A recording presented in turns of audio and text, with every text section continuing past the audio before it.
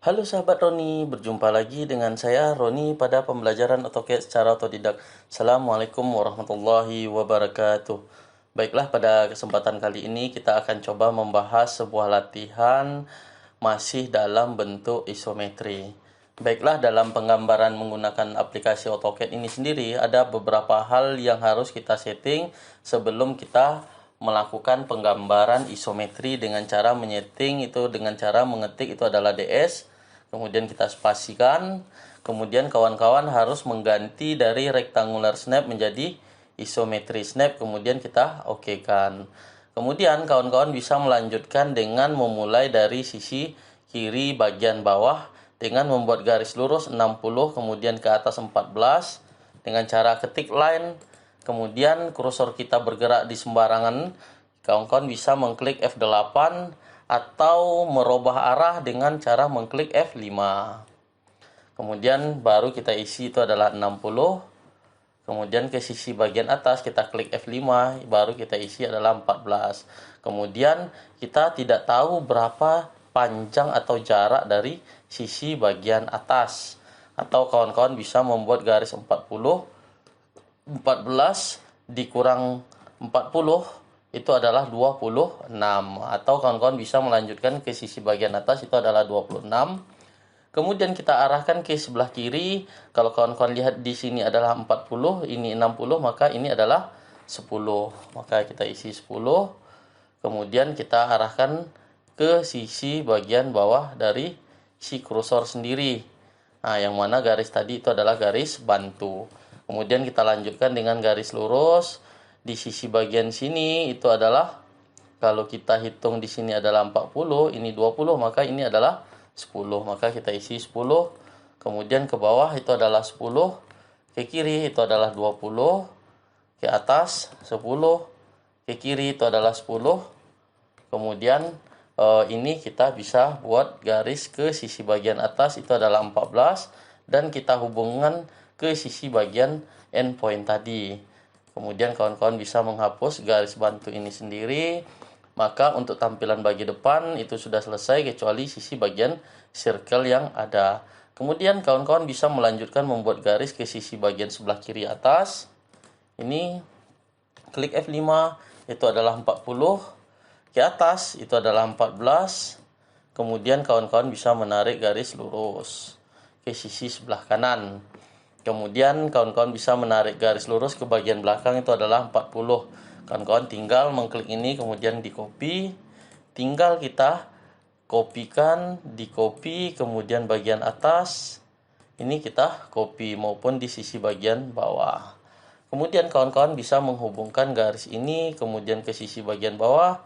Kemudian ditarik F5 garis yang berpotongan. Kemudian kita trim.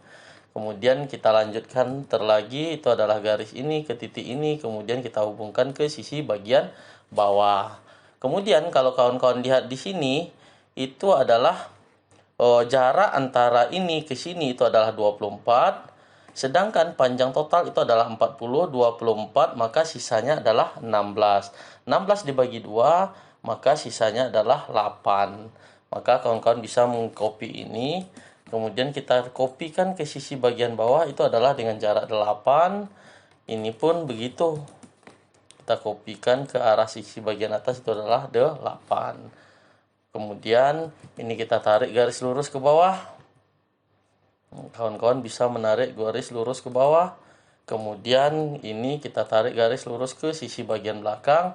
Terjadi perpotongan. Perpotongan itulah yang kita gunakan untuk menarik garis lurus ke sisi bagian sebelah kiri dengan cara mengklik F5.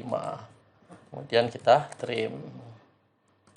Ini kita trim. Maka gambar yang ada di sisi sebelah kiri itu sudah selesai, maupun di sisi bagian sebelah atas. Tinggal kawan-kawan membuat sebuah elips untuk sisi bagian bawah dengan cara mengetik EL. Kemudian kita ambil titik tengahnya. Ini titik tengahnya. Kemudian mohon maaf, kita ketik EL, kemudian iso circle. Kita klik titik tengahnya, kemudian kawan-kawan bisa mengganti atau merubah arah dari si elips tadi, di mana elips di sini itu adalah R14. Maka kita isi 14, kemudian kita trim, kita hapus. Kemudian kita tarik garis lurus ke sisi bagian atas. Ini tinggal kawan-kawan rubah arah kursor ya. Kemudian kita trim. Maka kalau kawan-kawan lihat gambar yang kita buat sudah selesai dan sesuai dengan yang kita inginkan. Kemudian kawan-kawan bisa melanjutkan dengan cara memberi dimensi terhadap garis yang kita inginkan. Ini ke sisi bagian atas itu adalah 40. Oke, sebelum kita melanjutkan, alangkah baiknya kawan-kawan bisa menyeting dimensi ini dengan cara klik standar ini, kemudian manager dimension style, kemudian kita modif. Setelah kawan-kawan modif, ini kita ganti teksnya cukup 3, kemudian di sini draw center, di sini cukup 1, ini ISO standar, kemudian ini kita ganti above biar dia berada di sisi bagian luar. Kemudian ini ada cukup 1 angka di belakang koma. Kemudian kita lanjut ke simbol. Simbol ini kita ganti itu adalah 1.5. Kemudian ini 1, size breaknya 1, ini oke. Kemudian kita okekan. Maka kalau kawan-kawan lihat sudah nampak dimensi yang kita harapkan. Kemudian kita lanjutkan untuk proses pemberian dimensi di sisi bagian lain. Ini adalah 26. Kemudian ini adalah 24. Panjang total ini itu adalah 40. Kemudian di sisi sebelah kanan ini adalah 60. Kemudian tinggi ini itu adalah 14. Kemudian kawan-kawan bisa menarik garis lurus ke sisi bagian bawah. Kemudian kita trim. Dan ini kita jadikan garis bantu dengan cara mengganti warna menjadi warna kuning. Kemudian baru kita lanjutkan dengan proses pemberian dimensi. Tinggal kawan-kawan tarik ke sisi bagian luar. Kemudian yang kecil itu adalah 10. Oke, kemudian yang di bawah itu adalah 20. Kemudian ini adalah R14. Kemudian kita buat ini adalah garis bantu. Kemudian kita ganti dengan berwarna kuning. Oke, kemudian kawan-kawan bisa mengedit dimensi ini dengan cara dim, edit. Kemudian kita spasi, kemudian kita oblique. Tinggal kawan-kawan klik dimensinya, kemudian spasi, klik arah dari dimensi dari titik awal ke titik akhir ke sisi bagian mana. Tinggal kawan-kawan mengarahkan kursor yang kita klik. Nah, kemudian kita dim edit, kemudian enter, oblique, kita klik dimensi, kemudian kita klik spasi, kemudian kita klik ke sisi bagian bawah. Begitu juga untuk yang lainnya. Jadi kawan-kawan tinggal mengikuti perintah atau aturan yang sudah diarahkan. Ini tinggal kita klik ke sisi bagian bawah. Begitu juga oblique untuk dimensi 40. Kemudian yang untuk 60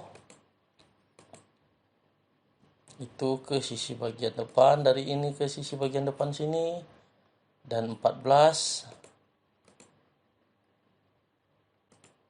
ke sisi bagian sebelah kanan. 40 ini itu juga ke sisi sebelah kanan. Tinggal 10.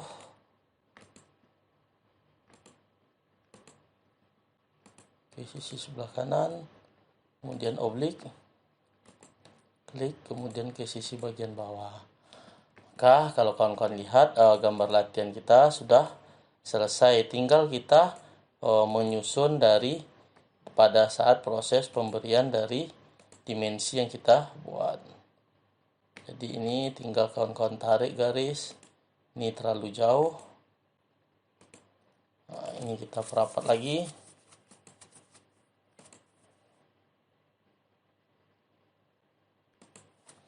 Oke, kemudian ini yang 60 kita perdekat lagi.